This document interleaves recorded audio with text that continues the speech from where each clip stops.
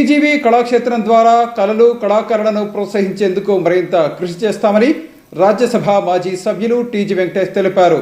ఈ మేరకు టీజీవీ కళాక్షేత్రంలో తమ వివాహ వార్షికోత్సవం సందర్భంగా ఏర్పాటు చేసిన సప్తగిరుల వైభవం సంగీత నృత్య రూపకం కార్యక్రమాన్ని ఆయన ప్రారంభించారు.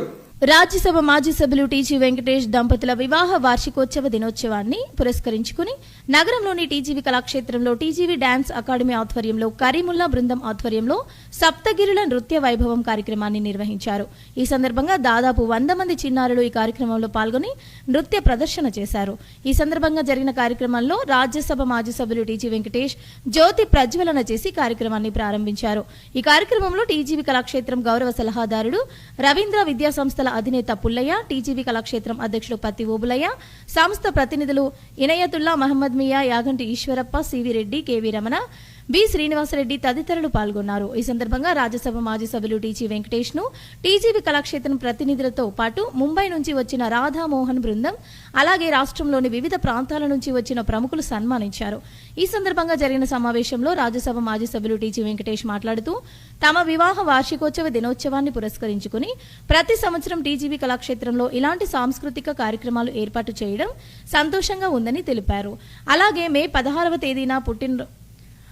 మే 16వ తేదీ తన పుట్టినరోజు సందర్భంగా ప్రతి సంవత్సరం కుల మతాలకు అతీతంగా సామూహిక వివాహాలు నిర్వహిస్తున్నామని తెలియజేశారు. ఇందులో పాల్గొనే ఒక్కొక్క జంటకు ₹1,00,000 చొప్పున ఖర్చు చేస్తున్నామని వివరించారు. తమ వివాహ వార్షికోత్సవం సందర్భంగా ఏర్పాటు చేసిన సాంస్కృతిక కార్యక్రమాల్లో పాల్గొన్న చిన్నారులను ఉద్దేశించి రాజ్యసభ మాజీ సభ్యుడు టీజీ వెంకటేష్ మాట్లాడుతూ పిల్లల్లో దేవుళ్లు ఉంటారని, వారిలో ఎలాంటి కల్మషం, రాజకీయాలు, అబద్ధాలు చెప్పడం వంటి లక్షణాలు ఉండవని తెలియజేశారు. ఈ ప్రాంతంలో డబ్బున్న వారు చాలా మంది రాజధాని ప్రాంతంలో స్థిరపడ్డారని, అయితే కర్నూలుపై ఉన్న ప్రత్యేక అభిమానంతో ఇక్కడి ప్రజలతో తనకున్న అనుబంధంతో తాను మాత్రం కర్నూలులోనే నివాసం ఉంటున్నానని ఆయన వెల్లడించారు. కులాలకు మతాలకు అతీతంగా ప్రతి ఒక్కరూ ఈ దేశం కోసం కృషి చేయాలని తెలియజేశారు. మనం నివసించే ఈ గడ్డ మనకు ప్రాణంతో సమానమని, అలాంటి ప్రాణానికి సమానమైన దేశం పట్ల విధేయతతో ఉండాలని, అలాంటి వారే నిజమైన భారతీయులని తాను భావిస్తానని తెలిపారు. రాష్ట్రంతో పాటు ఇతర ప్రాంతాల నుంచి తనకు వివాహ వార్షికోత్సవ శుభాకాంక్షలు తెలియజేసినందుకు వచ్చిన వారికి ధన్యవాదాలు తెలిపారు.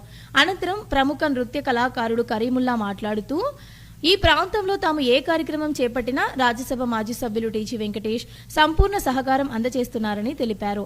తాను త్వరలో పరిశోధన చేసి రూపొందించిన సప్తతాండవ హేళ నృత్య ప్రదర్శనను ఏర్పాటు చేస్తున్నామని తెలియజేశారు. ఇందుకు రాజ్యసభ మాజీ సభ్యులు టీజీ వెంకటేష్ ₹80,000 ఆర్థిక సహాయం అందజేశారని వివరించారు. అనంతరం కళాకారులు చేసిన నృత్య ప్రదర్శనలు అందరినీ ఆకట్టుకున్నాయి. ప్రతి సంవత్సరం ఏర్పాటు చేస్తున్నాము.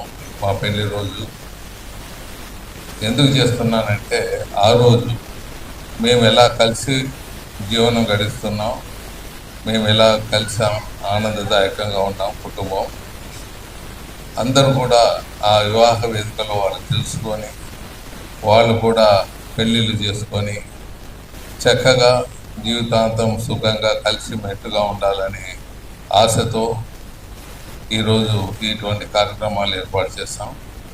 ఇందులో భాగంగా చిన్నపిల్లలతో ఇటువంటి కార్యక్రమాలు, కొన్ని దాన కార్యక్రమాలు కూడా జరుగుతున్నాయి. మరి కరీముల్లా ఈరోజు అద్భుతంగా ఈ చిన్నపిల్లల్ని ఇక్కడ పిలిపించి వాళ్ళందరికీ ఏర్పాటు చేయటం సబుగా చాలా చక్కగా ఉన్నది, చాలా ఆనందదాయకంగా ఉంది. పిల్లల్లో దేవుడు అంటారు. ఈ చిన్నపిల్లలంతా దేవుళ్ళతో సమానం, అన్యము పుణ్యం ఎక్కువ. వీళ్ళ కల్మషం ఉండదు, రాజకీయాలు ఉండదు, వీళ్ళలో చెడుపు చేయాలనేది ఉండదు, అబద్ధాలు చెప్పాలని ఉండదు. అన్ని తీయటి మాటలతో ఉండి పిల్లలు వీళ్ళతో ఈరోజు ఉండటం నాకు ఆనందదాయకంగా ఉన్నది. మరి నా వైఫ్ కొద్దిగా చిన్న గాయమైనందున, లిఫ్ట్ లేనందున రాలేకపోయారు. సో లేకపోతే నా వైఫ్ కూడా వచ్చి ఆనందించేది.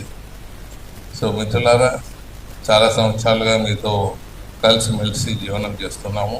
మీ అందరూ కర్నూలు నాకు ఒక అద్భుతంగా ఒక జీవనం జరుగుతున్నది. అందుకే ఇక్కడ ఉండే నాయకులు కానీ, డబ్బులు ఉండేవాళ్ళు కానీ క్యాపిటల్ సిటీకి షిఫ్ట్ అయినా నేను మాత్రం షిఫ్ట్ కాకుండా మీతోనే జీవనం గడుపుతున్నాను.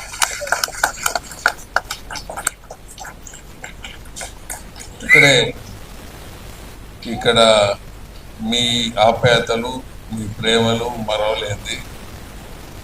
కులాలు మతాలు అనేది మనం పెట్టుకున్నది, అది వృత్తులను బట్టి వచ్చింటాయి.